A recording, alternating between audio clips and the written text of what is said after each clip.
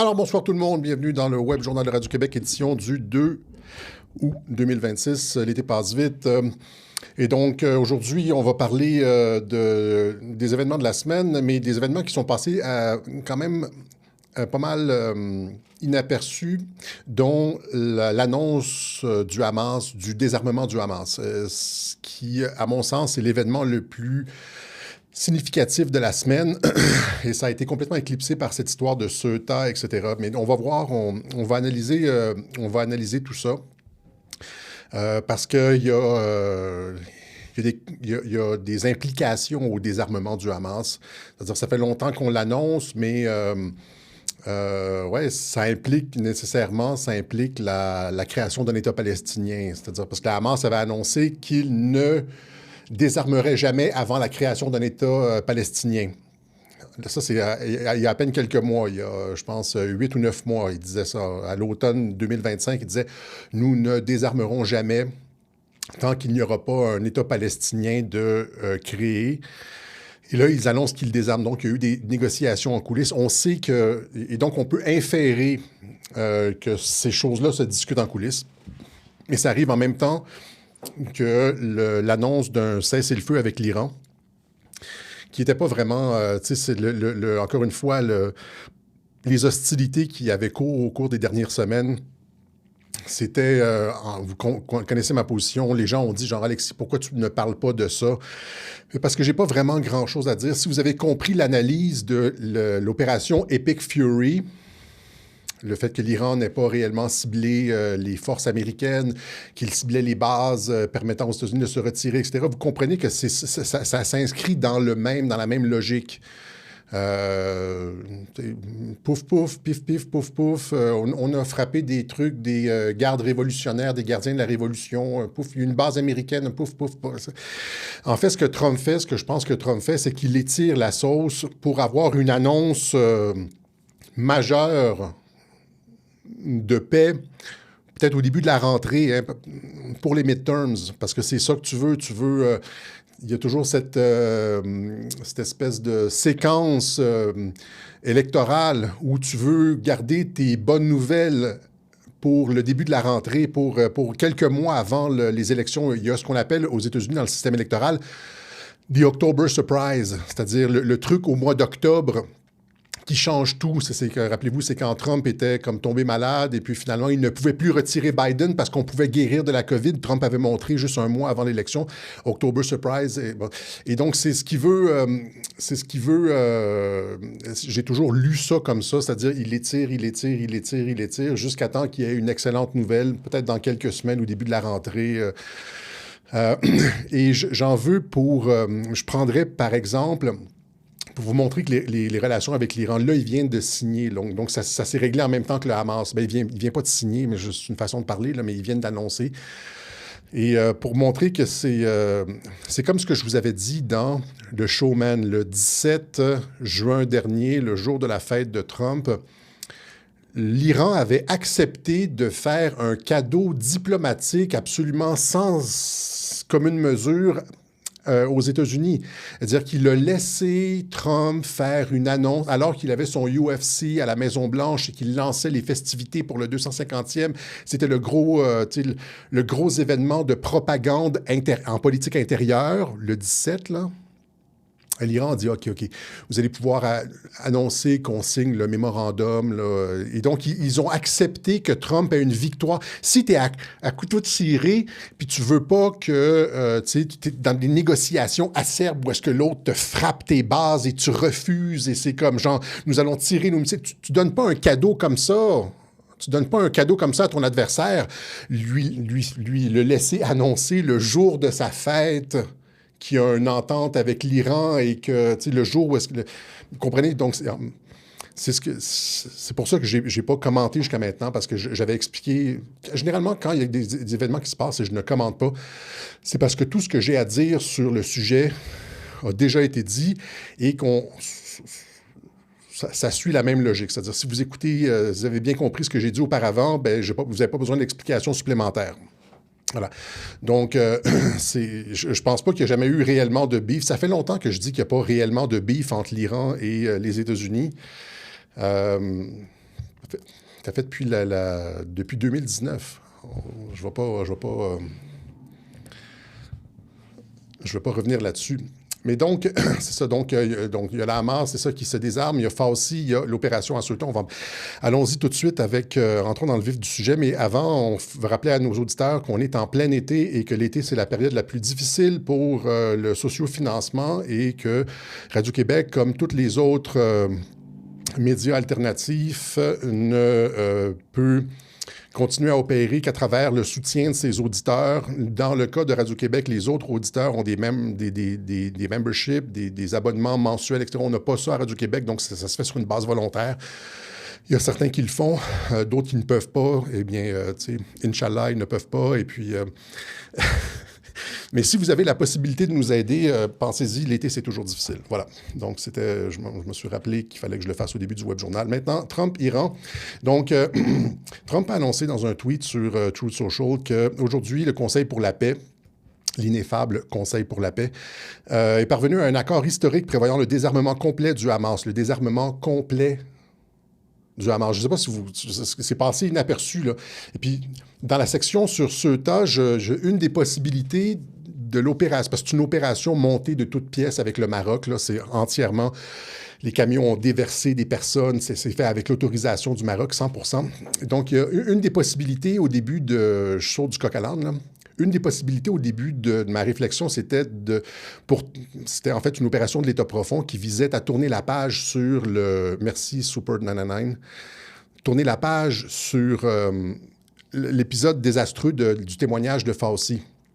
Mais je pense que c'est plus complexe que ça. En fait, je pense que c'est une opération comme on dit, des chapeaux blancs. Là. J'utilise rarement l'expression, mais c'est de l'eau de safran. Et donc, désarmement complet du Hamas. Comment ça se fait que c'est pas la une de tous les journaux?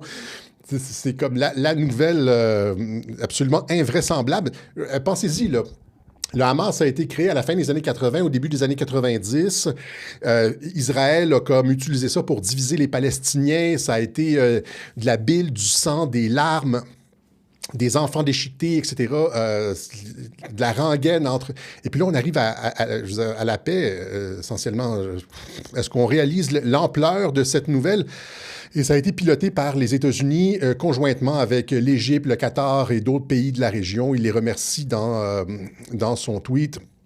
Cet accord constitue une étape cruciale vers la mise en place d'un nouveau gouvernement palestinien à Gaza qui collaborera étroitement avec le Conseil de la paix pour venir en aide au peuple palestinien. Premièrement, Israël bénéficiera de la sécurité qu'il mérite, Gaza n'étant plus utilisé comme une base pour des attaques terroristes. Une fois le désarmement achevé, là, il y a une fenêtre d'à peu près 1 an pour le désarmement, de 6 mois à 1 an. C'est ce que j'ai lu ailleurs. Les forces israéliennes se retireront. Donc, Israël ne se retire pas immédiatement. C'est le Hamas qui se désarme en premier. Et par la suite, quand le désarmement est complet, Israël se retire. Et donc, Force internationale de stabilisation collaborera avec la nouvelle force de police palestinienne afin d'assurer, etc. Ça va mener, je tiens à remercier les négociateurs de Turquie, Égypte, Qatar, blablabla. Ça va mener nécessairement à la création d'un État palestinien. Comme je le disais en début d'émission, le Hamas a toujours dit que c'était non, qu'ils allaient sacrifier le sang, la chair, le sang de leur sang, leurs enfants, jusqu'à la fin des temps, tant qu'il n'y aura pas un État palestinien. Merci, Lucky Luke. Merci. Tant qu'il n'y aura pas un État palestinien. Donc, Hamas will not disarm unless there is an independent Palestinian state is established. Et ça a toujours été ça,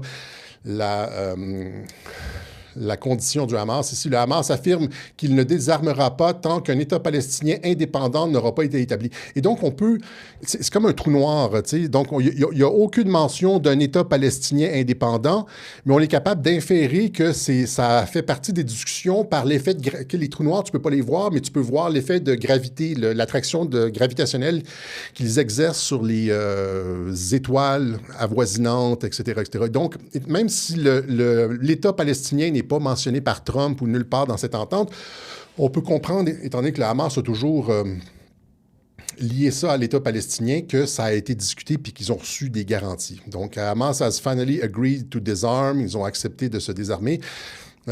Trump félicite se félicite pour l'entente à Gaza alors que le Hamas et les responsables israéliens voient des problèmes, etc., etc. OK? Donc, là, ici, évidemment, je pensais en termes d'État palestinien, même si, au début, il est probable que Gaza soit une enclave comme autonome ou quelque chose comme ça, mais qui pourrait éventuellement, même s'il n'y a pas de lien territorial, même s'il n'y a pas entre les deux administrations, et là, c'est Mahmoud Abbas qui doit être vraiment content, là, lui qui est resté tranquille durant tous ces mois. Et, même s'il n'y a pas de lien terrestre entre Gaza et la Cisjordanie, merci, Jikel, merci CDA.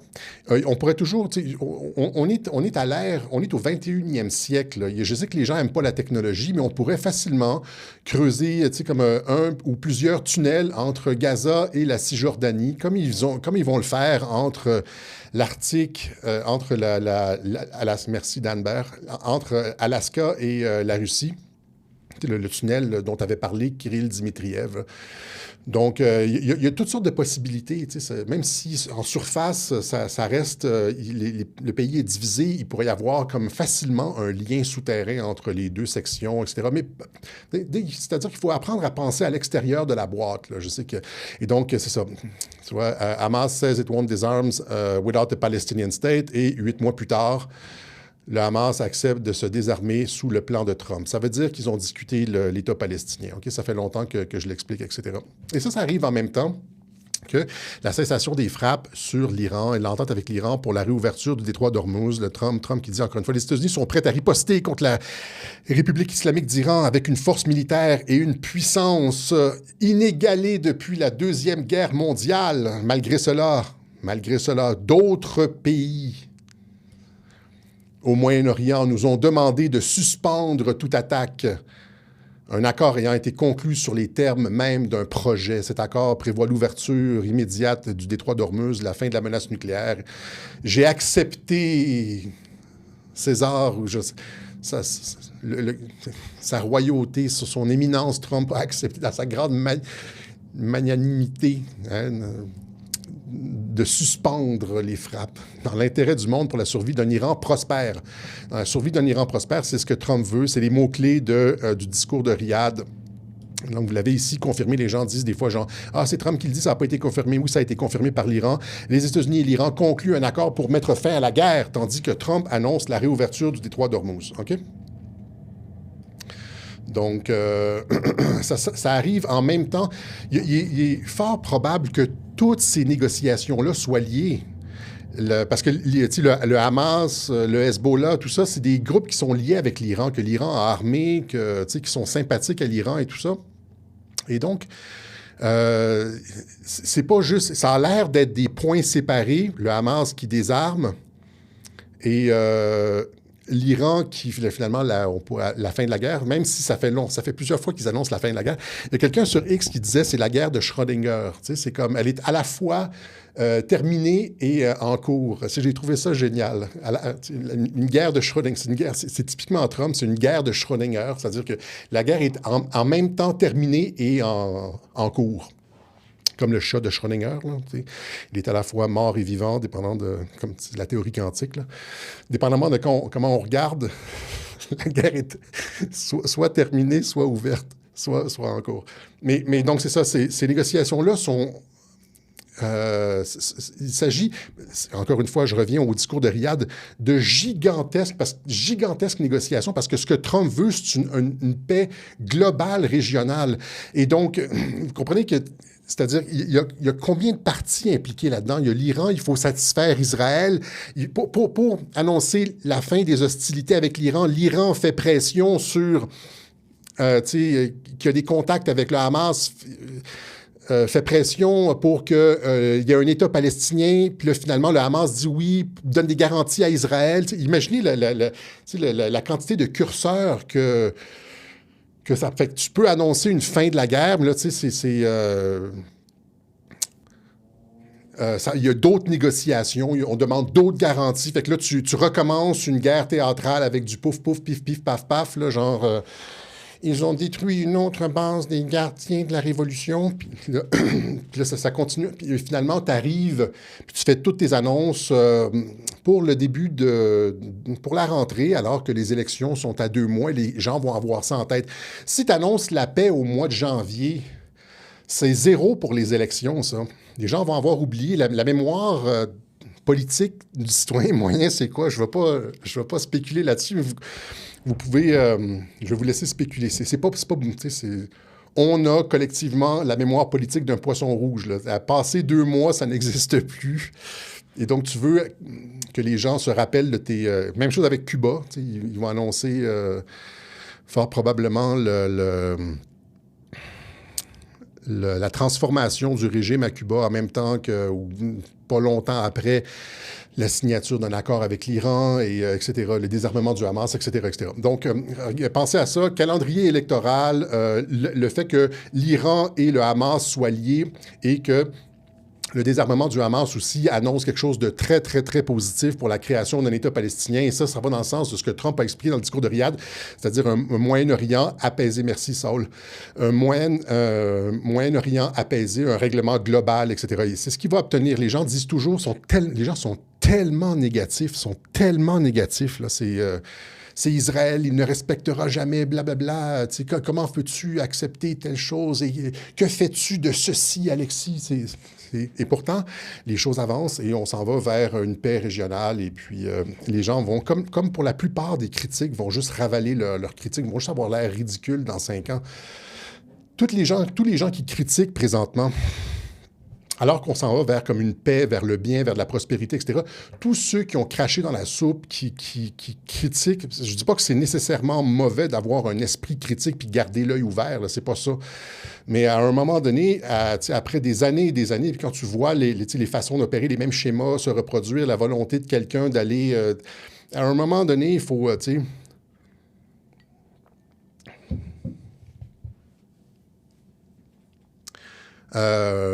faut comprendre qu'est-ce qui se passe, hein, sinon on reste des enfants. Voilà, donc ça c'était pour l'Iran. Hamas, de très, très, très, très bonnes nouvelles. Ceuta maintenant, Ceuta, ce qui semble être une entreprise on pourrait dire une guerre de 5e génération contre le gouvernement Sanchez. On utilise les migrants comme des armes. J'ai pas les vidéos ici, mais il y a une bonne quantité de vidéos où est-ce qu'on voit des camions en provenance du Maroc arriver puis débarquer des centaines et des centaines de migrants juste à côté de Ceuta pour qu'il y ait... Les médias se sont fait prendre en flagrant délit de désinformation alors qu'ils nous disaient que les migrants ont passé des heures à la nage, qu'il n'y en avait que quelques centaines. C'est 60 000, c'est pas quelques centaines. Ils sont toujours en train de minorer. On voit le visage des médias. Hein. C'est juste toujours vraiment dommage pour les gens qui ne regardent que la télévision. Je pense les gens qui ont été élevés dans l'âge d'or du journalisme au 20e siècle et qui sont habitués à regarder la télévision, ils ont aucune information de qualité. C'est pire que du fast-food.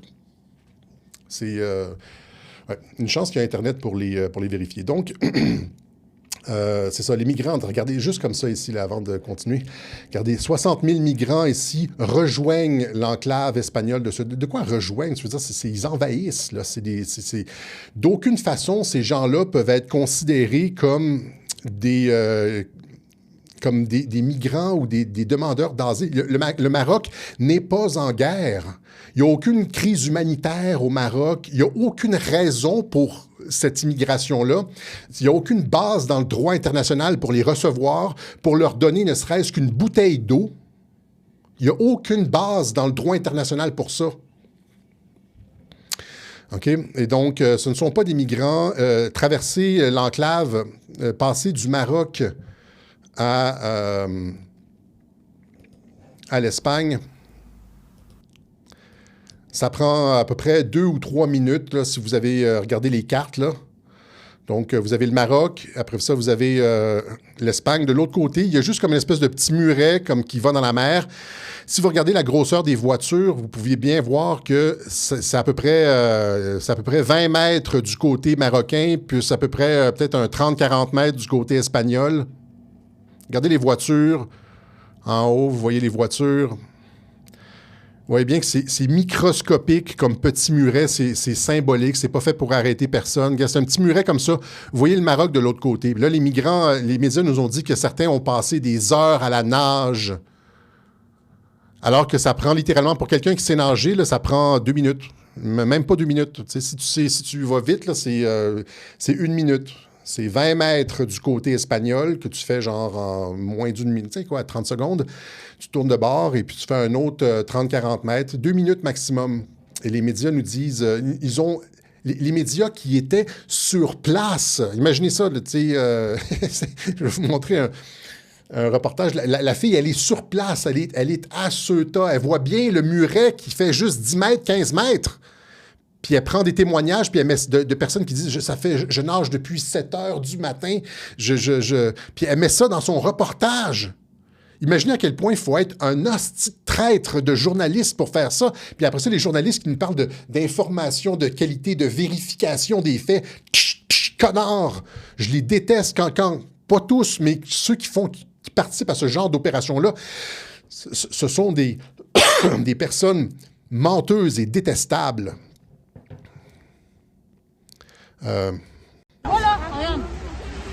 C'est que les ONG l'urgence humanitaire absolue dans l'enclave espagnole. De quoi urgence humanitaire absolue? Le Maroc n'est pas en... C'est une invasion migratoire. Le Maroc n'est pas en guerre. Il n'y a pas de situation humanitaire au Maroc. Il faut appeler ce que c'est. C'est une tentative de déstabilisation. Ceuta, au nord du Maroc. Des centaines de migrants illégaux sont arrivés aujourd'hui. De quoi des centaines? On parle de 60 000. Qu'est-ce que tu dis là, bonhomme, espèce d'imbécile? C'est 60 000. Parfois très jeunes, certains... Mais continuent leur course pour tenter d'échapper à la police espagnole, débordée. Je nage depuis 6 ou 7 heures du matin. Est-ce que tu vas bien? Je nage depuis 6 ou 7 heures. Il est comme 10 heures ou 11 heures, ou je sais pas, midi. Là, je nage depuis 6 ou 7 heures. Puis la fille, elle prend ça, puis elle met ça dans son reportage. Rappelez-vous, c'est comme quand ils avaient montré une cheminée là, sur la station, la centrale nucléaire de Zaporijie. C'était une cheminée. Ils parlaient d'un obus russe. Puis ils sont sur place. Puis ils filment ça, puis ils essaient de vous faire avaler des conneries comme ça. Ils sont vraiment répréhensibles, ils ne méritent plus rien. En fait, ces gens-là travaillent pour les réseaux de l'OTAN. Okay? C'est ça. C'est comme beaucoup de journalistes qui travaillent pour les réseaux de l'OTAN. Leur truc, c'est de faire passer c'est comme la Cour suprême espagnole qui a jugé le 8 juillet dernier. La Cour suprême espagnole a décidé que les migrants arrivés par mer ne pouvaient être refoulés et nécessitent une longue et lourde procédure individuelle. Donc, l'invasion en cours à Ceuta a pour origine cette décision. Ici, la Cour ne fait aucune... est complètement à l'extérieur du droit. Ça ne repose sur rien. C'est comme dans le droit international, pour qu'il y ait des clandestins, pour qu'il y ait une migration, il faut qu'il y ait comme un pays en guerre, il faut qu'il y ait une réelle urgence. Là, c'est pas juste comme on prend le bateau parce qu'on veut venir. Mais là, ce que la Cour suprême autorise, ce que la Cour suprême autorise, c'est ça. C'est que n'importe qui arrive est obligé de le prendre en charge, le mettre dans un hôtel, le nourrir, le loger, etc., aux frais des travailleurs. C'est comme en Ontario, j'en ai parlé de la décision de la Cour, merci d'Anbert, la décision de la Cour suprême, la décision de la Cour de l'Ontario qui disait, même si le gars est rentré illégalement puis il est là depuis 20 ans, vous êtes obligé de continuer à le nourrir, le loger puis lui payer ses dépenses, même si c'est un illégal. Les tribunaux sont complètement hors contrôle et je veux dire, c'est ça, travaillent pour l'OTAN, c'est ça, hein, c'est-à-dire qu'il va falloir éventuellement regarder la connexion judiciaire. C'est pas juste les journalistes qui travaillent pour l'OTAN, il y a aussi des décisions de justice, etc. Et, petite parenthèse avant de continuer sur Ceuta, il y a cette semaine... Ça ici, cette entrevue absolument géniale de Tucker Carlson avec Elizabeth Lane sur la propagande, les réseaux de propagande de l'OTAN. Hein, par exemple, le journaliste Tristan Péloquin qui m'accusait de travailler pour les Russes sans aucune preuve. On se demande d'où est-ce que ça vient. Aussi, les gens de l'armée canadienne là, qui travaillent avec les antifas, etc., qui sévissent sur les réseaux sociaux. J'en avais parlé, un certain Frank Who Knows, qui travaille pour la Défense nationale.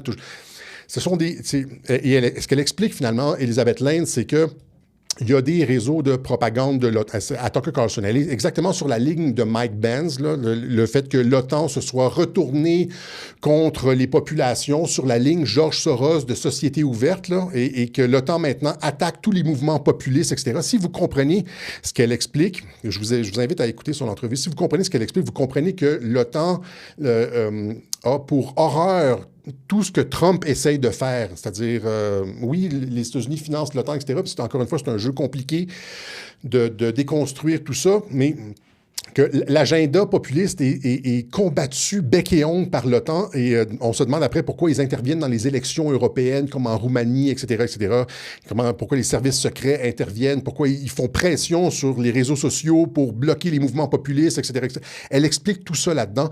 Toutes les fermes à bots de l'OTAN, tu sais, souvent, on se fait attaquer sur X ou sur, on se fait répondre, etc. Il y a des intelligences artificielles là-dedans. En tout cas, elle explique tout ça. Ça vient de l'OTAN qui combat le populisme. Et la décision de la Cour, de plusieurs tribunaux, hein, et de cette Cour espagnole, va exactement dans ce sens-là. Il va falloir faire le lien entre ces décisions judiciaires et aussi les réseaux de l'OTAN. C'est comme... c'est pas tout à fait... complètement séparés.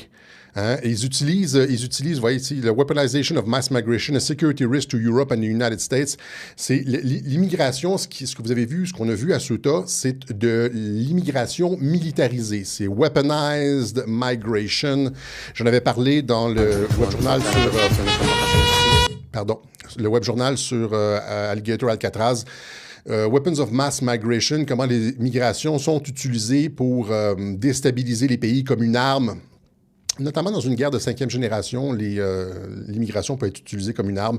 Using migration as a weapon, etc., etc. Et on se rappellera que l'administration Trump, dans son National Security Strategy, pointait du doigt l'immigration comme une menace déstabilisatrice à la sécurité nationale, etc., etc. Or, c'est exactement ce que les tribunaux permettent. Les tribunaux permettent, autorisent, permettent, encouragent et découragent toute résistance à cette force déstabilisatrice qu'est l'immigration de masse. OK?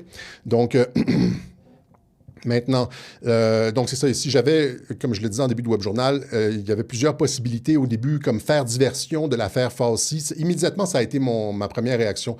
Hein, on était sur une lancée avec Fauci, et ça devenait mondial, tout le monde en parlait, puis là, tout d'un coup, paf, sur le top, je dis, après ça, il y a eu des géopoliticiens qui ont dit, genre, c'est une tentative de prendre le contrôle du détroit de Gibraltar, c'est-à-dire, tu sais, le Maroc essaie de déstabiliser l'Espagne, de sortir l'Espagne de Ceuta pour prendre le contrôle du détroit de Gibraltar. Je pense que c'est complètement ridicule. Je ne veux pas dire... ici, il y a toujours cette vidéo-là qui part. Je ne veux pas dire que c'est... Mais en tout cas, regardons ici. Donc, ça ici, vous avez le détroit de Gibraltar, l'Espagne et le Maroc, juste en dessous.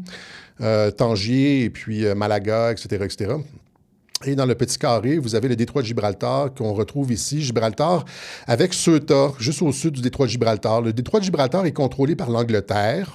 C'est un truc anglais, un territoire anglais. Et Ceuta, c'est un territoire espagnol. Mais le truc, c'est que Ceuta ne permet en rien le contrôle du détroit de Gibraltar, parce que Ceuta n'est pas une enclave militaire, Gibraltar, c'est une réelle enclave militaire. Le rocher de Gibraltar, c'est un gruyère, il y a il y a une base militaire là-dedans, il y a des tunnels, il y a des canons, c'est une vraie base militaire, là. Ils peuvent bloquer, ils peuvent tirer sur les bateaux qui passent dans le détroit de Gibraltar. Ceuta, non, pas du tout. Et donc, ça me semblait être une déformation professionnelle de la part de certains géopoliticiens. Surtout qu'en droit international, il n'y a aucune base pour la récupération de Ceuta pour le Maroc. C'est un territoire espagnol. Encore une fois, récupérer Ceuta, ce serait comme une déclaration de guerre à l'Espagne. On aurait un événement comme la guerre des Malouines, hein, dans les années 80 entre l'Angleterre et l'Argentine pour une île. Les îles, les Falklands, là, je ne me rappelle pas c'est quoi en français le nom.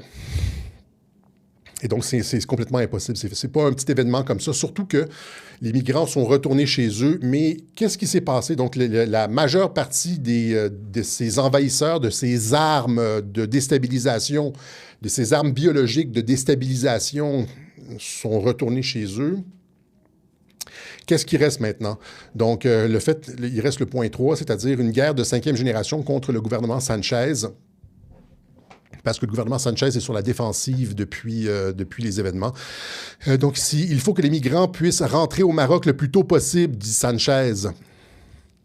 Premier ministre lors d'une conférence de presse, etc., etc. Donc, il sait qu'il est dans l'eau chaude, ils doivent retourner. Tu sais, un événement choc comme ça, là, c'est comme, rappelez-vous, c'est comme durant la COVID, il y avait l'espèce de on appelait ça des flash mobs.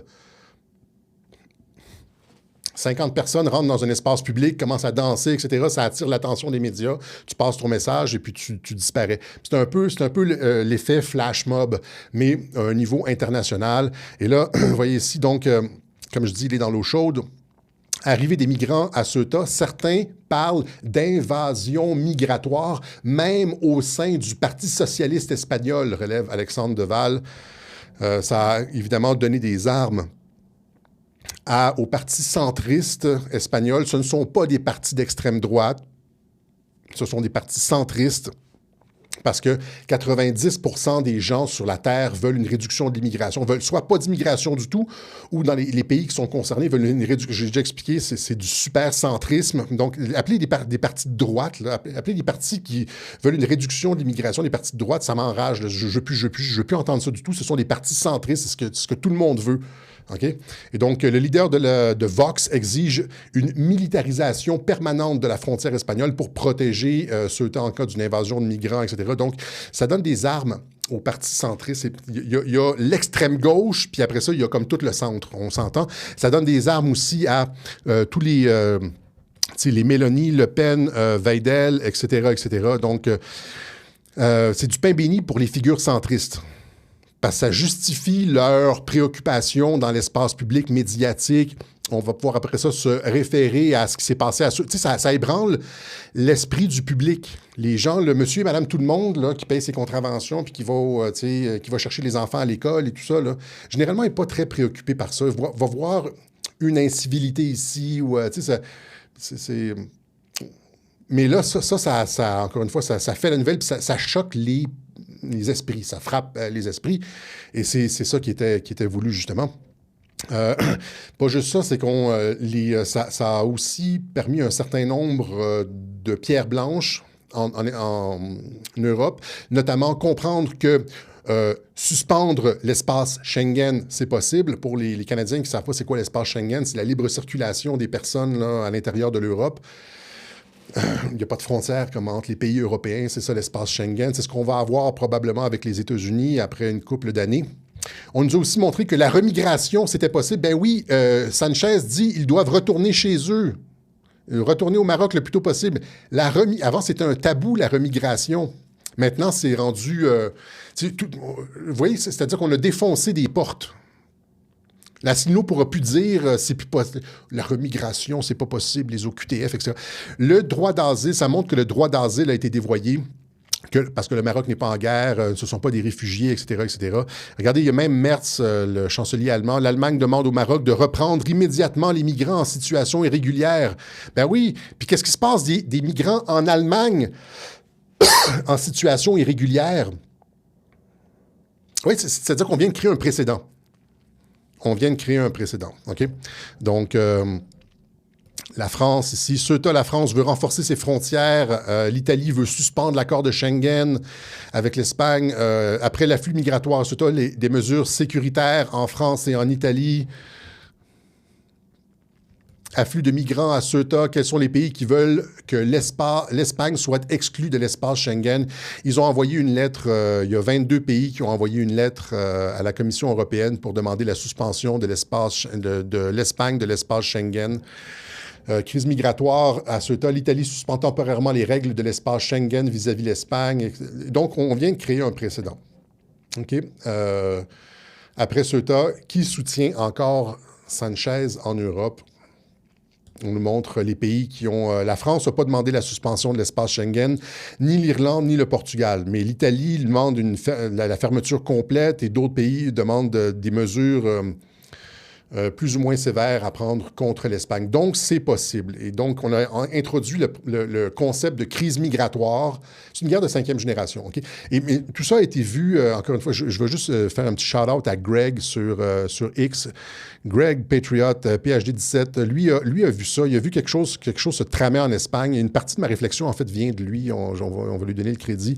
Dès la fin avril, avec la fin juillet, la fin de la Coupe du Monde, avec le joueur de football qui portait la casquette « Make Spain Great Again », il s'est dit genre « il se passe quelque chose, il y a eu tellement de triche ou d'erreurs, d'arbitrage. On a littéralement donné la Coupe du Monde à l'Espagne. Il se trame quelque chose avec Trump en Espagne. Lui, il dit c'est une négociation pour la démission de Sanchez. Je n'irai pas jusque-là, mais il y a souvent des idées, des perspectives. Il voit à travers les choses, une vision synoptique. Il y a un cui bono très, très, très intéressant, Greg sur X. Voilà. Donc, c'est ça, essentiellement, Ceuta. Une opération, une guerre de 5e génération, dont Trump est fort potentiellement à l'origine. Trump et Sanchez à couteau tiré. La finale de la FIFA pourrait devenir une scène politique. Trump accuse l'Espagne d'être responsable du chaos migratoire malgré le retour de dizaines de milliers de personnes au Maroc, etc. Ils en ont rajouté. Ils ont jeté de l'huile sur le feu. Ça allait déjà pas avec l'Espagne parce que l'Espagne ne voulait pas que les États-Unis utilisent des bases aériennes pour l'Iran. Ils auraient dû écouter Radio-Québec. Là. Ça aurait été plus simple. L'Espagne n'a pas voulu prêter ses bases aériennes pour les opérations en Iran. Et là, Trump avait menacé de suspendre le commerce, définitivement le commerce avec l'Espagne. Je ne me rappelle plus où est-ce que... Il y a une où est-ce que c'est ça, Trump propose de suspendre définitivement le commerce avec l'Espagne puis de couper les visas entre l'Espagne et les États-Unis. Donc, ils sont à couteau tiré. Et le roi du Maroc, qui est quelqu'un qui est dans la poche de Trump. Le Maroc donne son nom... le Maroc donne le nom de Trump à une autoroute. Pourquoi le roi du Maroc a-t-il accepté de rejoindre le Conseil de la paix de Donald Trump? Donc, c'est un homme du Conseil de la paix. Trump met sur le Conseil de la paix des gens avec qui il peut parler, des gens avec qui il est en confiance. Donc, c'est comme c'est la filière Trump, roi du Maroc, Sanchez le profond dans le cul. Et on montre à l'Europe que la remigration est possible, que l'immigration crée des situations d'urgence, de crise, etc.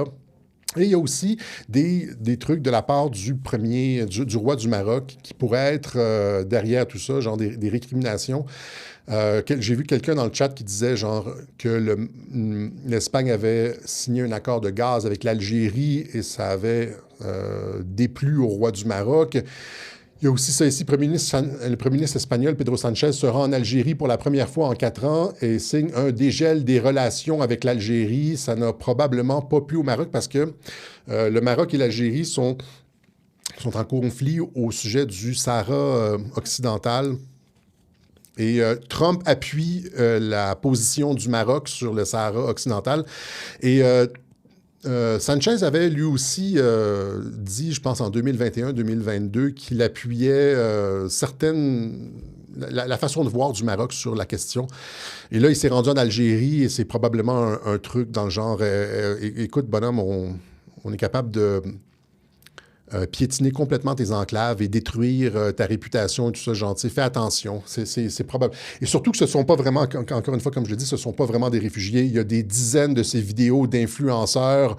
On les voit en train de parler à la caméra, en train de pleurer, j'ai faim, etc. Finalement, 3 minutes plus tard, ils sont sur leur Instagram en train de danser, puis ils sont à Ceuta, etc., etc.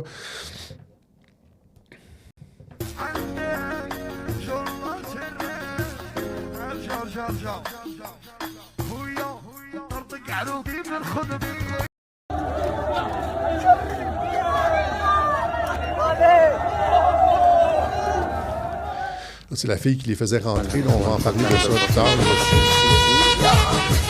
Ça ici, c'est un autre influenceur. Je l'ai mis en thumbnail, mais j'aurais pas dû. La vidéo part tout seul à chaque fois. Donc, il est à Ceuta, et puis, tu sais, le gars... Sur son Instagram, tu sais, c'est un riche, un enfant de...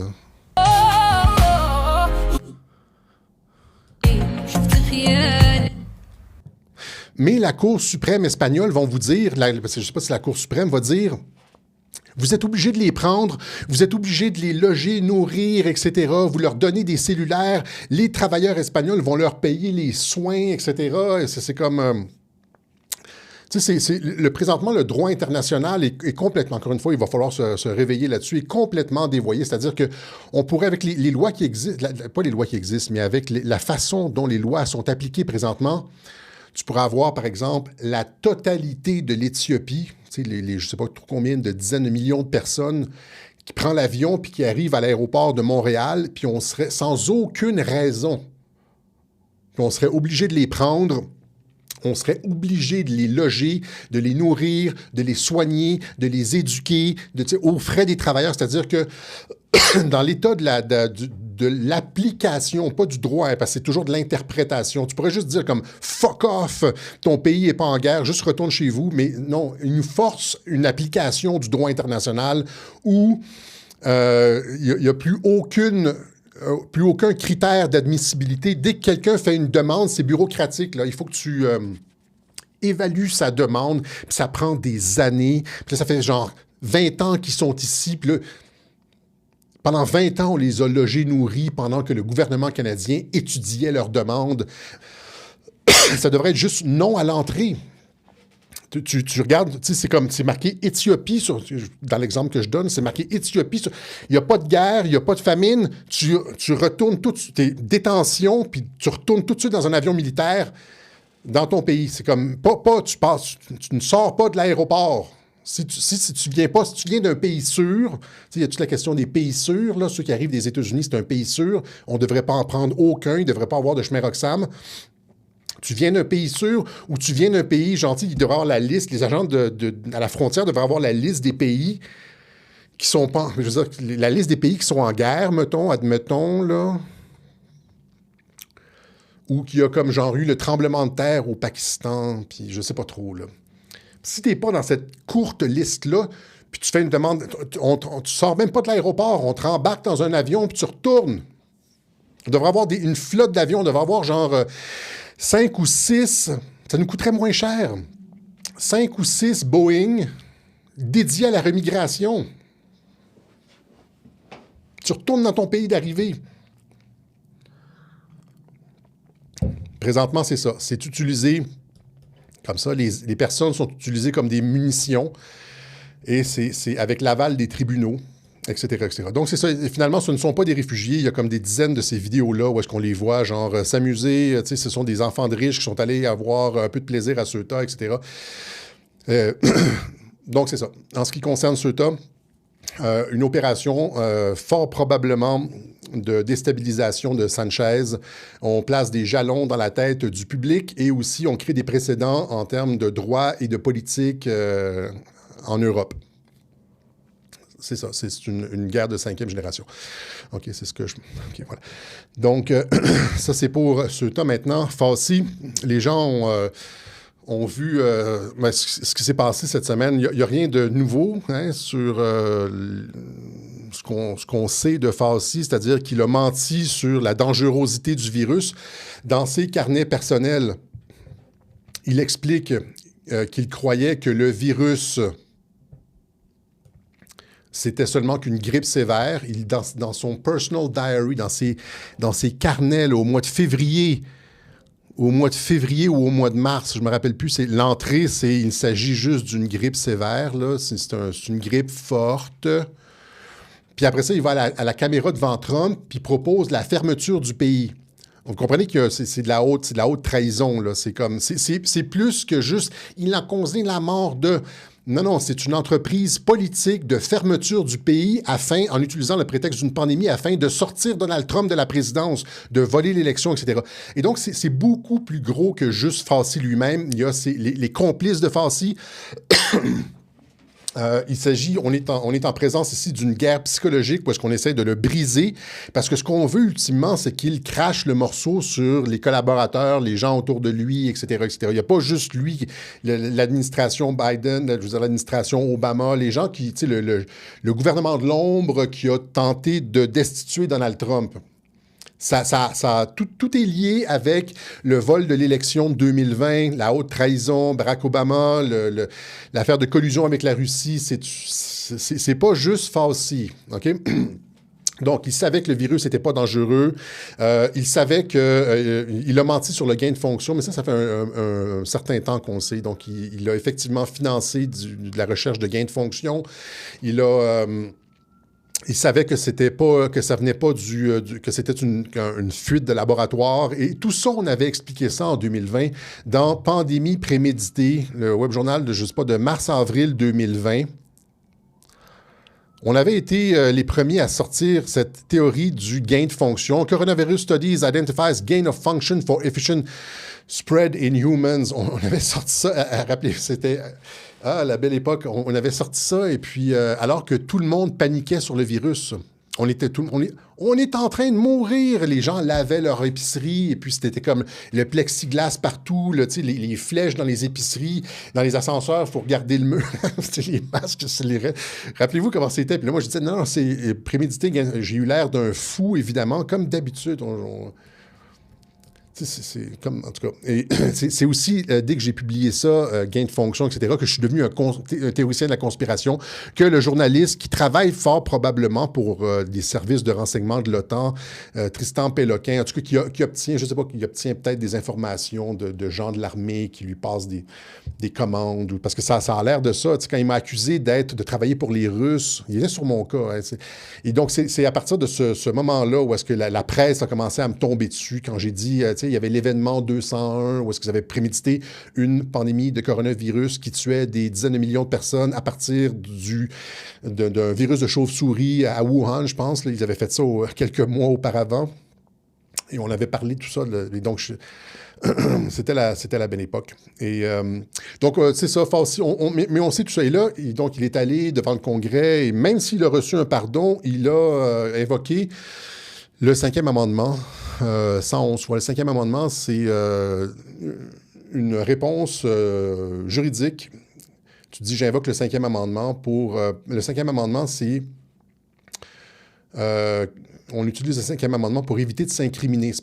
Par exemple, si tu témoignes dans le procès de quelqu'un, un viol ou quoi que ce soit, puis là, ton témoignage va t'amener à t'incriminer toi-même, mais tu peux dire, j'utilise le 5e amendement pour éviter de répondre à la question parce que tu t'incriminerais. Et donc,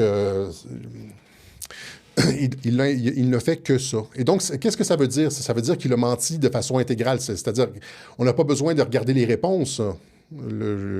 Imaginez, c'est quelqu'un qui disait qu'il représentait lui-même la science, et là, il ne fait que mentir. Et là, tu vois Gad Saad qui dit ici... Un homme de science n'aurait jamais invoqué le 5e amendement parce qu'il aurait été protégé par la méthode scientifique et la certitude épistémologique. C'est-à-dire, scientifiquement, si ce que tu déploies comme information est basé sur la science, tu n'as pas besoin du 5e amendement. Non, mais il a tout inventé. Il a menti sur l'origine il a menti au président sur l'origine du virus. Il savait que les gains de fonction, il savait tout. Il savait que c'était un virus pas dangereux. Il a inventé les règles. Il a dit que c'était la science, la distanciation sociale. Faites l'amour à travers un mur, là, rappelez-vous, ça allait jusqu'où ça allait. C'était la folie complète. Il inventait n'importe quoi. Et donc, c'est ça. Maintenant, les gens ont dit, imaginez prendre des conseils médicaux d'un homme qui a besoin d'un pardon et d'invoquer le 5e amendement pour défendre sa science. C'est complètement ridicule.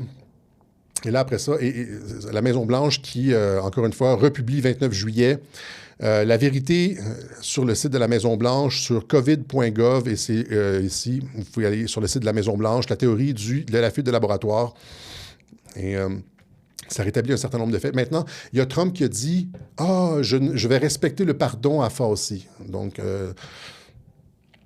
Trump dit qu'il va respecter le pardon à Fassi. Et là, tout le monde, les mêmes ont encore déchiré leur chemise en disant, genre, il trahit. Donc, il n'y aura aucune arrestation. Tu sais, les espèces de poules pas de tête qui courent là.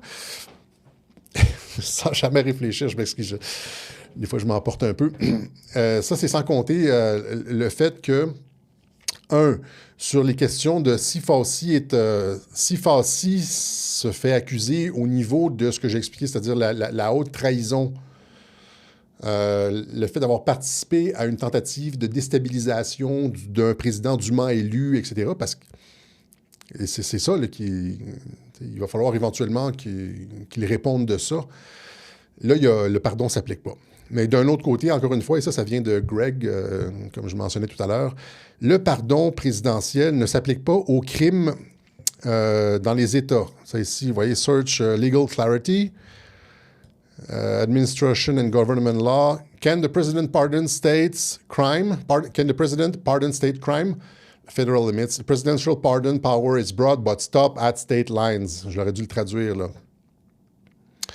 This is learn why the federal clemency can't touch state crime and what it actually covers. Le pardon présidentiel ne touche que les crimes fédéraux. Il ne s'applique pas aux crimes des États. Et là, on a vu justement James Othmeyer, le procureur général de la Floride, et puis d'autres... il y a 2 ou 3 États qui ont... je pense peut-être même plus, qui ont annoncé leur intention de poursuivre Fassi. Donc, c'est un faux sentiment de sécurité. Fassi est dans la merde jusqu'au cou. Les États républicains qui ont vu leur économie s'effondrer et leur tissu social se déchirer à cause de Fassi et leur élection volée à cause de Fassi vont poursuivre Fassi. Okay? Et là, il a été rappelé la semaine prochaine, je pense, pour un autre témoignage. Et ça, c'est... ça, c'est sans compter, encore une fois, dans une guerre de 5e génération, tu veux détruire la personnalité de quelqu'un. Mais ça, les médias sortent des... comme Jesse Waters, etc., sortent des extraits de sa biographie où est-ce qu'il s'auto-congratule, il se tape dans le dos, il est plus populaire que Trump, et il a réussi à faire chuter la bourse. Et puis, c'est scandaleux ce qui est écrit dans ses mémoires, là, et c'est rendu public maintenant. Donc, c'est ce qu'on appelle en anglais « character assassination ». Okay? Donc, c'est un petit peu plus compliqué que juste Fassi va s'en tirer. On est à Washington et comme la plupart des choses que Trump fait, c'est brillant. Il faut arrêter de penser qu'on joue aux dames et penser qu'on joue au go. Trump joue au go pendant que la plupart d'entre nous jouons aux dames. Les médias jouent aux dames et alors que Trump joue au go. Ouais, c'est beaucoup plus complexe. Le gars est comme... C'est beaucoup plus complexe que ce qu'on pense généralement. OK? Donc, ça, c'était pour Fassi. Maintenant, toujours en lien avec ça, il y a RFK qui a été interviewé par CNN parce qu'il y a une montée des cas de measles. Je pense que c'est la variole. Je ne me rappelle plus, j'aurais dû vérifier avant de rentrer en ondes. Measles, c'est quoi? C'est la variole, je pense. Là, il y a une montée des cas de variole aux États-Unis, un pic de 35 ans. Et là, CNN qui appelle RFK. RFK qui s'est prononcé sur Fassi aussi, là, dit qu'il a menti aux Américains et tout. Là, mais, et là, on a dit, c'est à cause de toi. Dana Bash, là, la présentatrice de CNN, lui dit, c'est à cause de toi, tu es un anti-vax. Tu mets de l'avant des théories de la conspiration et tu crées de la résistance au vaccin. Et c'est à cause que tu crées de la résistance au vaccin puis du scepticisme vaccinal que maintenant les maladies augmentent et que les gens meurent. Tu comprends-tu? Il a du sang sur les mains. Et ça, c'est toujours... Et là, encore une fois, ce que je veux montrer ici, c'est pas juste la réponse de RFK, c'est la façon dont il doit manœuvrer dans un système politique hostile et que tu peux pas juste arriver comme l'auraient voulu certains et juste mettre la hache dans des programmes. On a déjà parlé de RFK au début de l'année. Là, on a expliqué tout ce qu'il a fait, surtout l'année dernière. Je veux dire, juste le fait de pointer du doigt le Tylenol sur l'autisme. Il a vidé complètement les panels. Il a changé complètement le personnel à l'intérieur des instituts de santé aux États-Unis. Il a mis ce qu'on pourrait appeler des antivax ou des gens beaucoup plus sérieux comme le docteur Malone, etc., sur ces panels-là. Il a changé ce qu'on appelle le vaccine schedule, l'horaire et le cédulage des vaccins, alors qu'il avait promis de ne pas le faire. Et là, c'est encore une fois, je veux juste que les gens comprennent comment c'est quand on opère en politique. On n'est pas dans l'idéalisme des réseaux sociaux, on est dans la pratique. Quand RFK est arrivé devant le Congrès, il a promis aux sénateurs, je ne me rappelle plus c'est lequel, là, c'est pas un Kennedy, c'est un autre, là, c'est peut-être un Kennedy, je ne me rappelle plus. Il a promis, en audition, il a promis qu'il n'allait pas toucher à l'horaire des vaccins, à la planification vaccinale. Il a promis aussi qu'il ne remplacerait pas le personnel. Il a été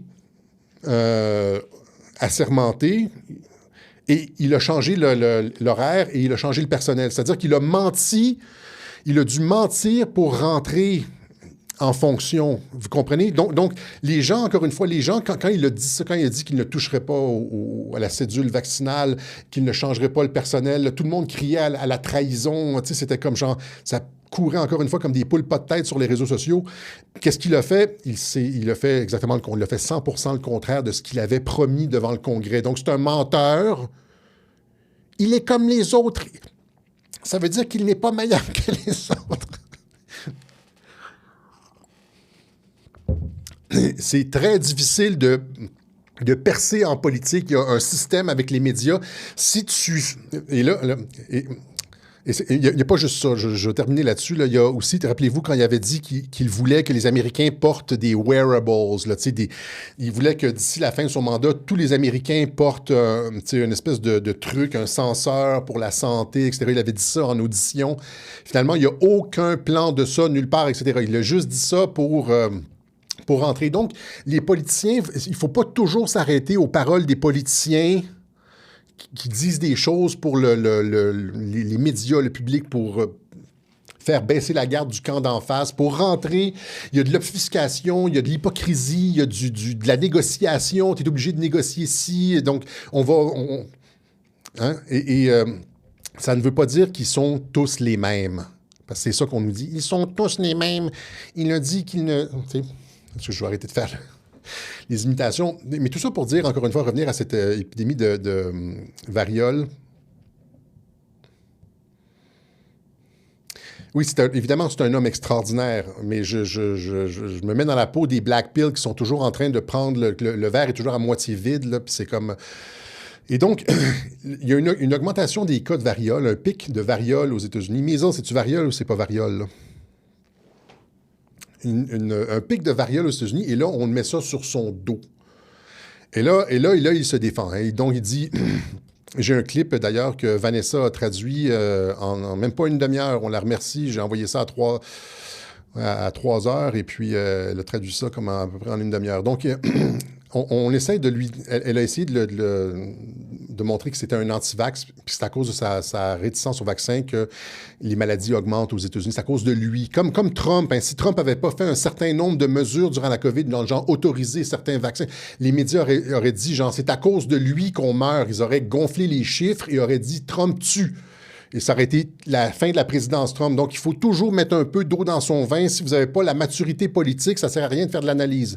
Donc, tout d'abord, il s'agit d'une épidémie, et là, il répond là-dessus, il dit c'est une épidémie internationale. C'est pas juste aux États-Unis. Il y a le Canada, l'Angleterre, il y a 4 fois plus de cas que d'habitude en Angleterre, il y en a 2 fois plus que d'habitude au Canada.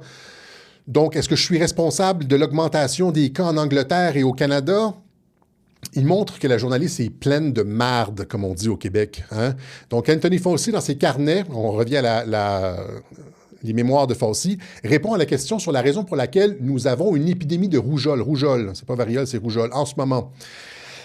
La raison pour laquelle nous avons une épidémie de rougeole, c'est à cause des confinements liés au COVID. Les gens sont restés à la maison, ne se sont pas fait vacciner, etc., etc. Puis il y a comme une augmentation des cas. Et les confinements, c'est à cause de Anthony Fauci. C'est Anthony Fauci qui a dit le confinement va créer une augmentation des cas d'autres maladies parce qu'il n'y a pas de traitement. Même chose avec les cancers. Les cancers vont augmenter, les morts par cancer vont augmenter parce que les gens sont restés à la maison, il n'y a pas de dépistage. Ça, c'est à cause de Fauci qui a causé les morts. OK? Donc, dans ses carnets, il dit que ça va causer des épidémies massives de rougeole et plus d'enfants vont mourir, etc. Fauci, il lui dit que Fauci savait, quand il a créé les confinements, que ça allait causer des morts. Et ça n'a sauvé aucune vie, les confinements.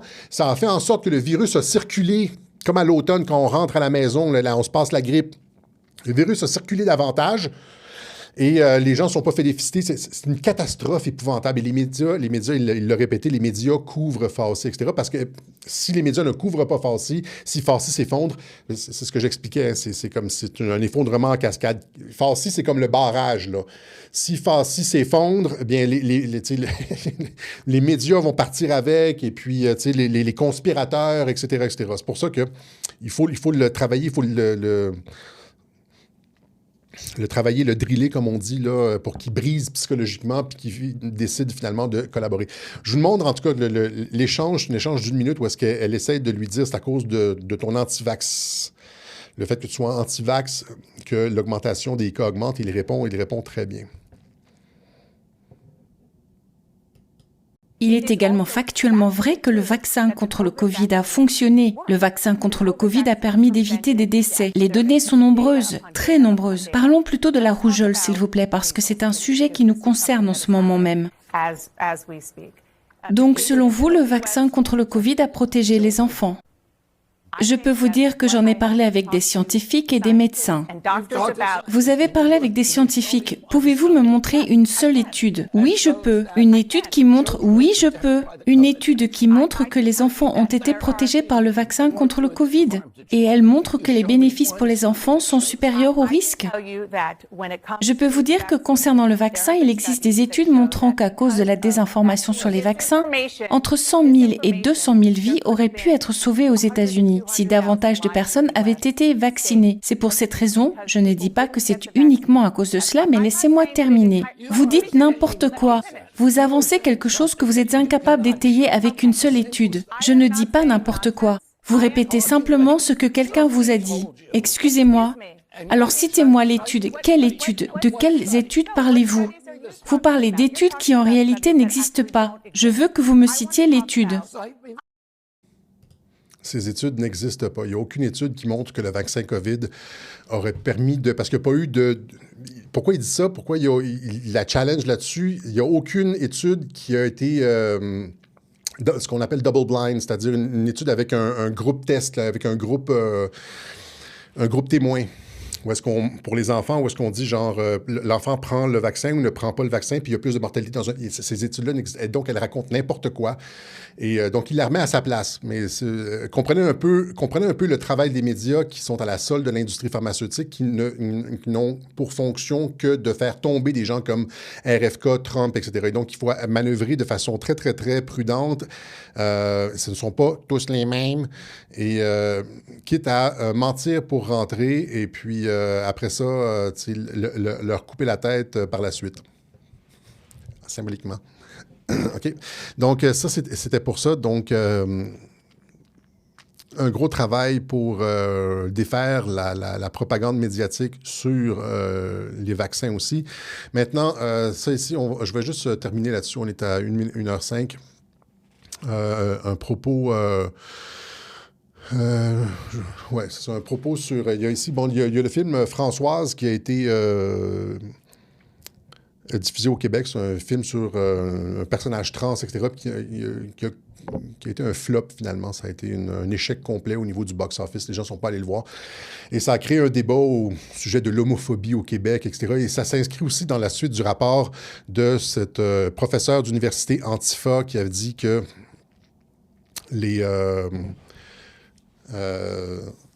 il y avait une montée de la misogynie et de l'homophobie au Québec. Et là, ici, c'est dans la presse, c'était hier ou avant-hier. Donc, les études de sondage le confirment, l'homophobie connaît une recrudescence partout sur la planète, et ce, sous diverses formes. Certains parlent d'un retour en arrière de 20 ans. Les gains qui semblaient acquis fondent sous nos yeux. Là, évidemment, je vais juste rapidement dire que il y a deux causes de cette réticence, de cette montée de cette levée de bouclier contre la propagande du lobby LGBTQ. C'est la surexposition, c'est-à-dire le fait qu'ils aient, après la COVID, qu'ils nous aient servi du Pride partout. C'était plus genre le défilé de la fierté, c'était rendu le mois de la fierté, puis après ça, c'est rendu la saison de la fierté. C'est dans toutes les annonces avec Bud Light, etc., les drag queens dans les écoles et tout ça, les jerseys de hockey. Ils nous ont servi, les gens ont fait une écœurantite. Et trop, c'est juste comme pas assez. Ils ont essayé de déplacer la fenêtre d'Overton de façon beaucoup trop brusque et les gens ont réagi, ça a été non. Ce que les gens veulent, c'est du supercentrisme, ce que j'ai expliqué dans le web journal Supercentrisme, c'est-à-dire un respect de la communauté gay sans propagande dans les écoles, entre autres, sans matraquage 24 heures sur 24, etc., etc. Et j'ai dit dans ce web journal-là qu'il y a 20 ans, on avait atteint un équilibre, une espèce de vivre et laisser vivre qui était... Et donc, finalement, quand il dit c'est un retour en arrière de 20 ans, je dis c'est une bonne chose que ce soit un retour. Je dis pas que le fait qu'il y ait de la...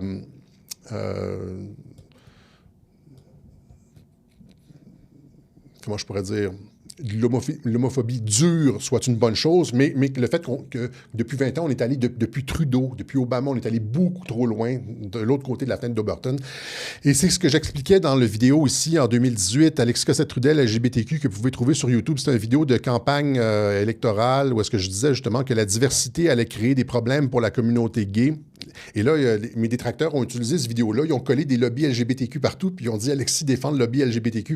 Là, c'était en 2018, c'était avant les drag queens dans les écoles, c'était avant tout ça, puis je disais justement qu'on avait atteint un équilibre, puis que l'immigration allait faire, dans cette vidéo-là, je disais que l'immigration allait faire basculer l'équilibre qu'on avait atteint. Donc, j'annonçais en 2018 exactement ce que le gars déplore dans son texte. Et on en voit des exemples de ça partout. Là, il y a, rappelez-vous ici, donc, l'immigration, policier insulté, ridiculisé, Mohamed Bekali arrêté et accusé au criminel. Là, cette semaine, il y a 2-3 jours, c'était un autre truc. Donc, c'est inacceptable. 2 policières du SPVM attaquées. Tu sais, 2 policières, des petites puces. Les filles ne devraient pas être dans la police. Je m'excuse, là. Je sais que les gens... Mais... leur autorité n'est pas reconnue par certaines communautés et se sont fait agresser. Tu te fais arrêter parce que tu es 2 sur la trottinette. Là, finalement, ça finit avec des coups de poing puis des tordages de bras, puis c'est la policière qui se fait donc, policière tabassée à Montréal. J'ai un sentiment de profond dégoût, lance un ancien ministre de la Sécurité publique, et personne ne va dire qu'il y a un problème qui est... que le problème, c'est l'immigration. C'est exactement ce que je disais ici. Que ça va créer des problèmes, notamment avec la communauté LGBTQ, etc., l'égalité homme-femme et tout. Sauf que lui, Dupuy-Derry, dans son étude, ne va jamais mentionner l'islam, encore une fois. C'est comme un trou noir, ça n'existe pas, c'est comme... on va nous faire comprendre que c'est les hockeyeurs nazis. Il y a une commentatrice, là, Yasmine Abdel-Fadel, qui avait dit que c'était la montée de l'homophobie, c'était à cause des hockeyeurs nazis. On sait très bien d'où est-ce que ça vient. Ça vient de 2 choses. Ça vient de la propagande non-stop. Les gens sont juste plus capables. Ils ne veulent pas de propagande dans les écoles. Et aussi de l'immigration, d'une culture machiste, patriarcale, qui vit pas à la même époque que nous. Et... donc, encore une fois, donc on voit les effets et après ça, on déplore les effets dont on chérit les causes. Je reviens encore une fois ici. Puis là, ça, c'était aujourd'hui. La chroniqueuse Geneviève Peterson, très à gauche, Geneviève Peterson se fait traiter de salope en pleine rue à Montréal, mais ne veut pas divulguer l'origine des 2 hommes pour ne pas attiser le racisme. On sait c'est qui, on sait d'où viennent les incivilités, etc. C'est comme ça. Elle va continuer à défendre l'immigration et l'ouverture, et finalement, elle se fait insulter, éventuellement, elle va se faire agresser, puis peut-être éventuellement violer, mais c'est comme en Suède. Il y a des personnes, des filles en Allemagne, puis en Suède, qui ne voulaient pas blâmer, ils se sont fait violer, mais ne voulaient pas blâmer l'origine ethnique de leur agresseur, comme si ce n'était pas une composante essentielle du crime, pour pas attiser la haine, etc. Pire que ça, il y a comme toutes ces femmes de gauche qu'on voit danser avec les migrants.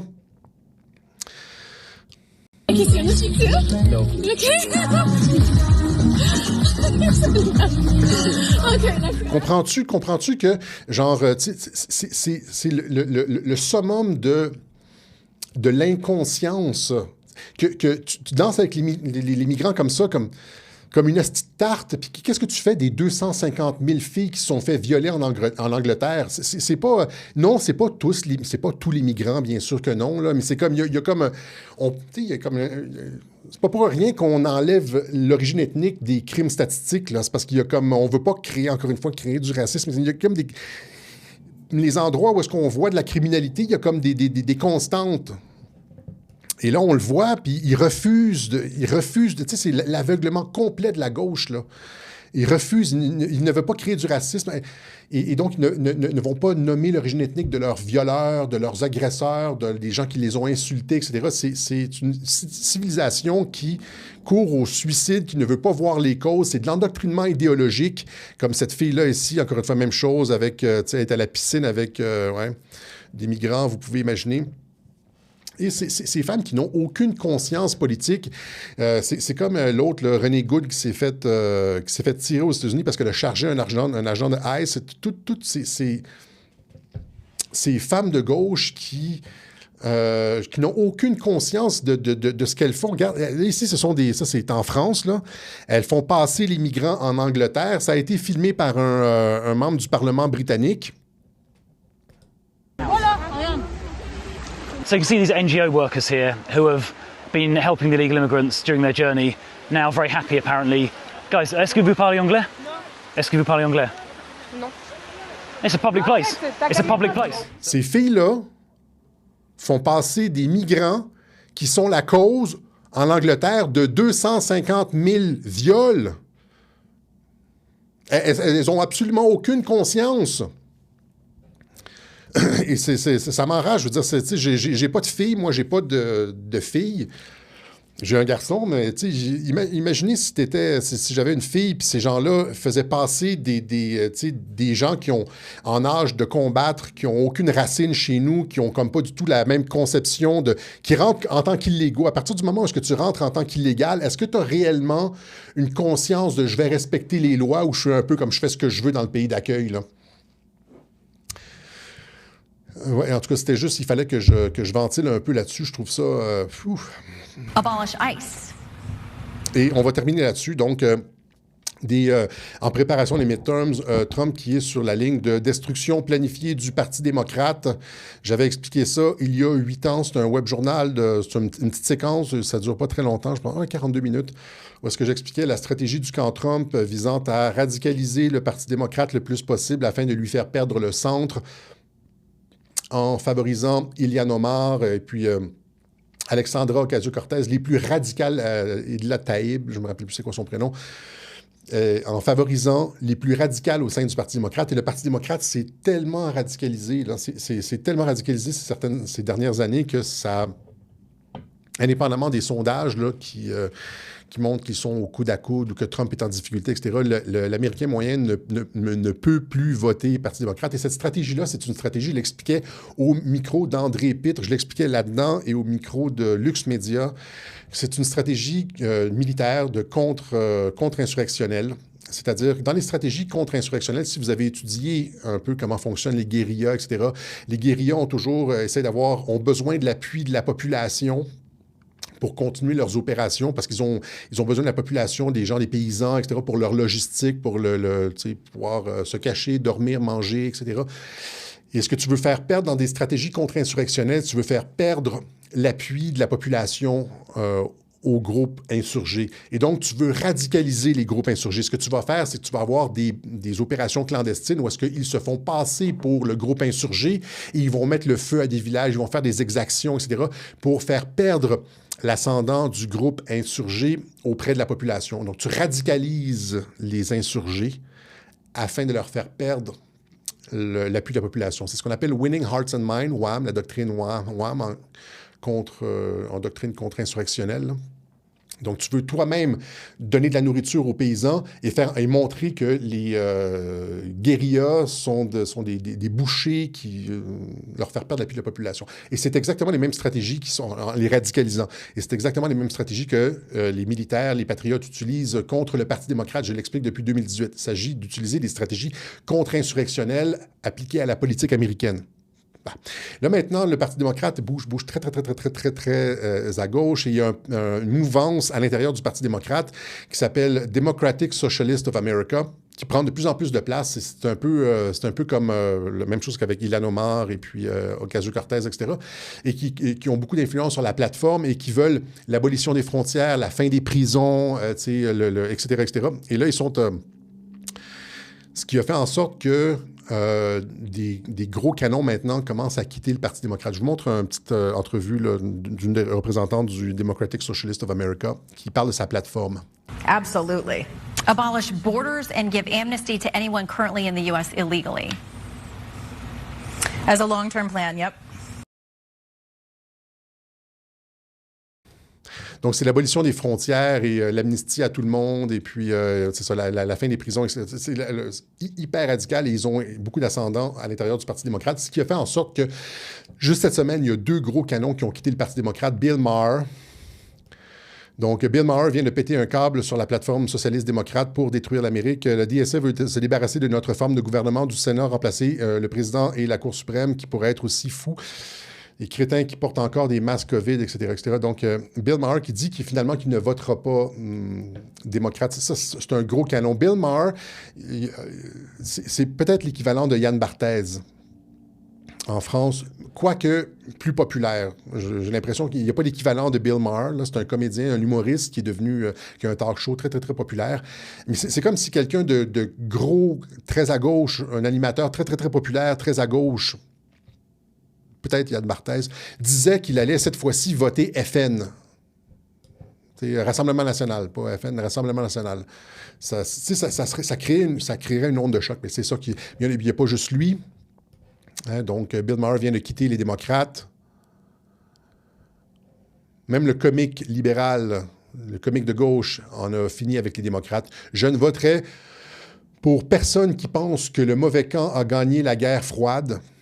C'est le mauvais camp, c'est-à-dire que les communistes auraient dû gagner la guerre froide, qui acclament l'intifada comme si c'était la Coupe du Monde, que Bill Maher, etc., puis ça, les antifas, etc. Donc, et ici, il y a aussi James Carville, un stratégiste,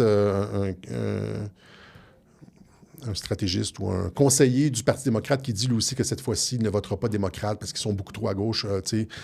Democratic strategist James Carville say he'll leave the entire party. Il quitte complètement le Parti démocrate parce qu'ils sont rendus beaucoup trop à gauche, etc., etc., etc. Et donc, encore une fois, la radicalisation à gauche, c'est une stratégie délibérée, une stratégie militaire comme en guerre de 5e génération, etc., visant à radicaliser le Parti démocrate, et ça marche. Et je n'ai absolument aucune crainte pour les midterms, puisqu'il va y avoir le Moyen-Orient, il va y avoir des bonnes nouvelles, le pétrole va descendre, on va oublier les trucs, encore une fois, la mémoire n'est pas très longue, le prix de l'essence va diminuer, les nouvelles économiques vont s'enchaîner, tout est prévu pour que ça fonctionne bien, et il y a aussi à l'intérieur des manœuvres en coulisses pour faire en sorte que des grands piliers du Parti démocrate quittent le parti en disant ce parti-là est beaucoup trop radical, ce parti...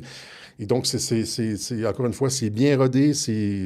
Rappelez-vous, la campagne contre Kamala Harris, on avait décrit ça il y a 2 ans.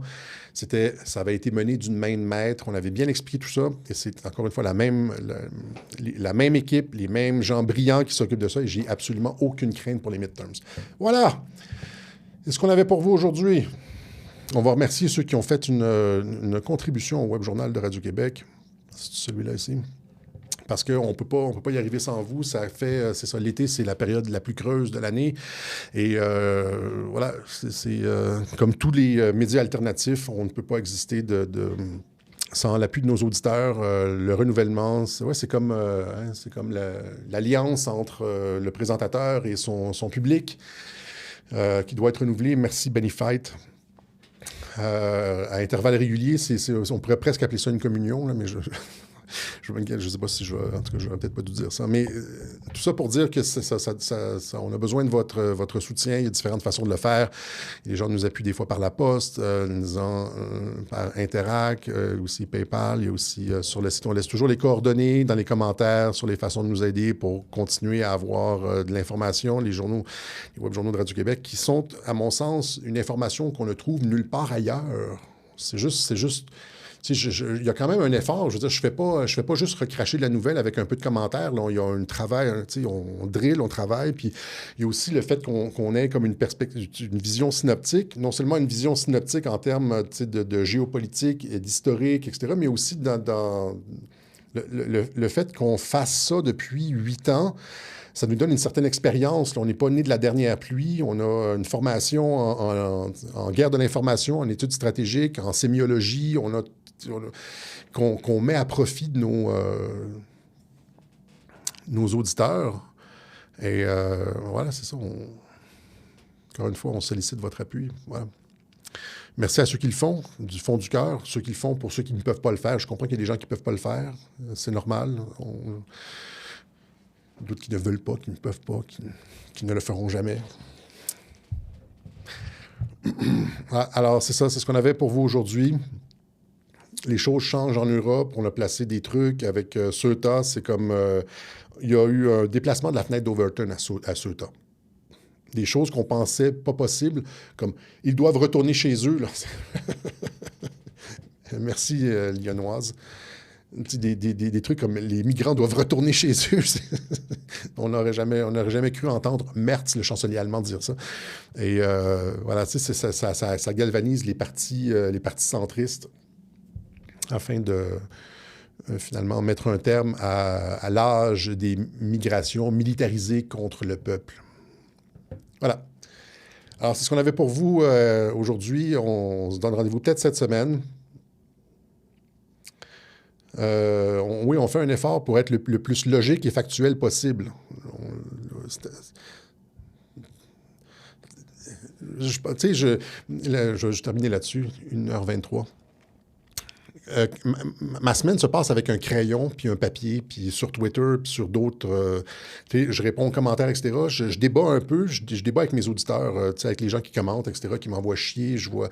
Mais je suis toujours en train de... Je devrais vous montrer mes papiers, de savoir comment on va rentrer ça dans un web journal, qu'est-ce qu'on met pas, quelle bonne idée, etc. Donc, c'est pas juste... c'est pas juste... ouais, il y a comme, par exemple, quand les gens sont sur les réseaux sociaux, tu scrolls, et puis, c'est intéressant, tu réponds, puis tu mets ton téléphone de côté, puis après ça, tu vas faire tes trucs. Moi, c'est jamais comme ça. Je coupe mes légumes, tchoc, tchoc, tchoc, puis c'est comme ça tourne, le web journal, tchoc, tchoc, tchoc, et puis on essaie de vous livrer quelque chose de qualité. Voilà. Allez, là. Merci beaucoup, monsieur. Merci pour les compliments. Merci pour ceux qui partagent. Merci à... il y a des personnes comme François Riffon, d'autres personnes qui nous envoient toujours des... Il y a des gens qui nous alimentent aussi. J'ai mentionné Greg, Frédéric-Marie Boussard.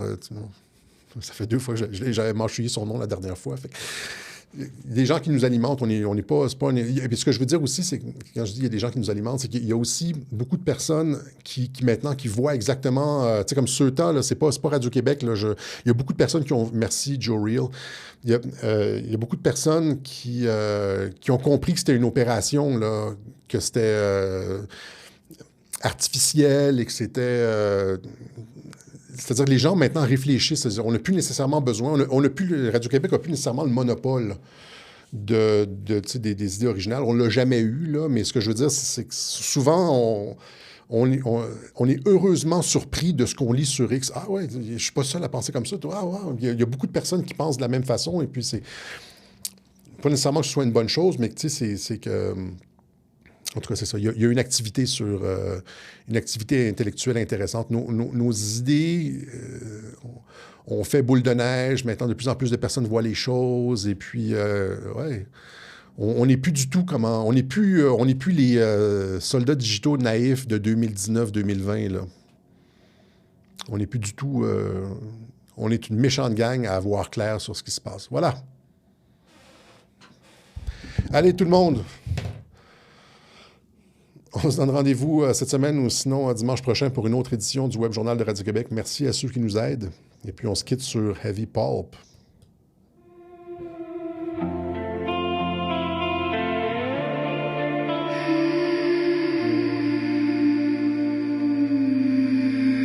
Sweet land, sweet land of the weary and the wild. Oh, where are you, my sweet child?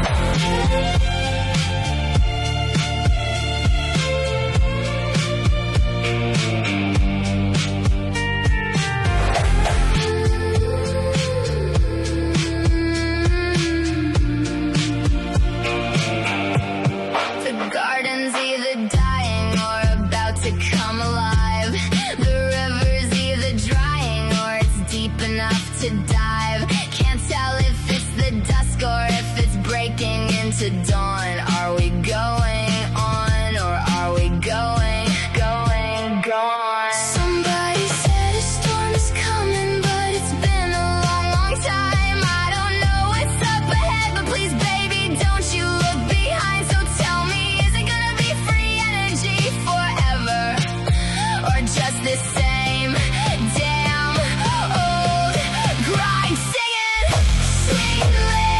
sweet land of the weary and the wild.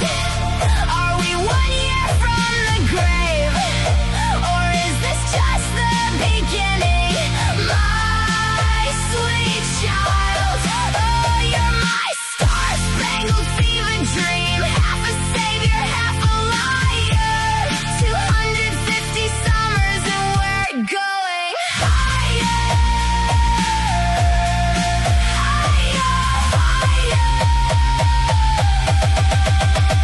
singing sweet land, going. The neighbors might be coming with a casserole or a gun. The kids are either screaming or they're laughing in the sun. Is the timeline coming undone or is it coming in clear? The fireworks are blinding, but I'll keep on dancing here. And nobody can promise me that we're gonna make it to the light. So is it an awakening or is this a knife in the night? So come on, brother, sister, stand up tall. Because guess what? Where we go one, we go all. If you can hear this from the other side, across this great quantum divide, don't get me wrong, now is the time to stay strong. So, with all of that I'll say,